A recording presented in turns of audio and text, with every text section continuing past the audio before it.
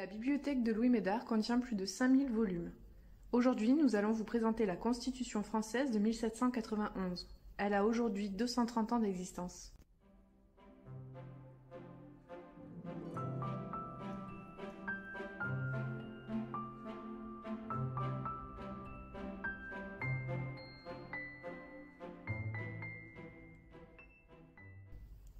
La Constitution est la loi fondamentale qui régit l'organisation d'un pays. Elle se compose d'un ensemble de lois fondamentales qui définissent la gestion d'une nation et les rapports des pouvoirs publics. L'ouvrage présenté ici est la première constitution écrite en France. Il s'agit de la Constitution française de 1791 qui incarne les idéaux de la Révolution. Le texte est rédigé par l'Assemblée nationale constituante le 3 septembre 1791 et inclut la Déclaration des droits de l'homme et du citoyen du 26 août 1789. Cette constitution propose une réorganisation de la royauté avec un transfert de la souveraineté du roi à la nation. De courte durée, elle est suspendue le 10 août 1792. Son application n'aura donc duré qu'un an. L'exemplaire du musée Médard est imprimé sur parchemin. De belle qualité, ce livre possède une reliure en maroquin rouge avec un décor de roulettes et de filets dorés. Son étui, également en maroquin rouge avec un décor doré, renforce sa préciosité, à la fois outil de protection et marque de prestige.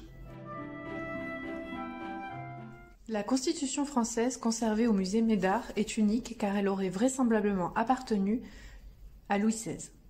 En effet, l'ouvrage aurait été acquis par le peintre Dumas à la suite de la décapitation du monarque. Une lettre d'Augustin Fontanelle, fils du célèbre marchand d'art et collectionneur montpelliérain Abraham Fontanelle, est insérée dans cet exemplaire par Louis Médard lui-même. Celle-ci nous enseigne sur l'arrivée de ce livre dans la collection du bibliophile. L'ouvrage fut d'abord offert en 1793 par le peintre parisien Dumas à la famille Fontanelle, qui le logea lors de son passage à Montpellier. Le présent de Dumas, ce livre du cabinet du roi, était accompagné des cheveux ensanglantés de l'illustre victime et d'un faible lambeau de la chemise au jour du sacrifice. À la fin de sa note, datée du 28 novembre 1830, Augustin Fontanelle affirme « Je l'ai vendu à M. Médard oncle, en lui promettant même la lettre d'envoi de Dumas, si je la trouve parmi des papiers de la famille qui n'ont pas encore été dépouillés. » Au vu de son histoire, cet exemplaire de la Constitution française a su convaincre Louis Médard de l'intérêt de l'intégrer dans sa collection de livres rares et précieux.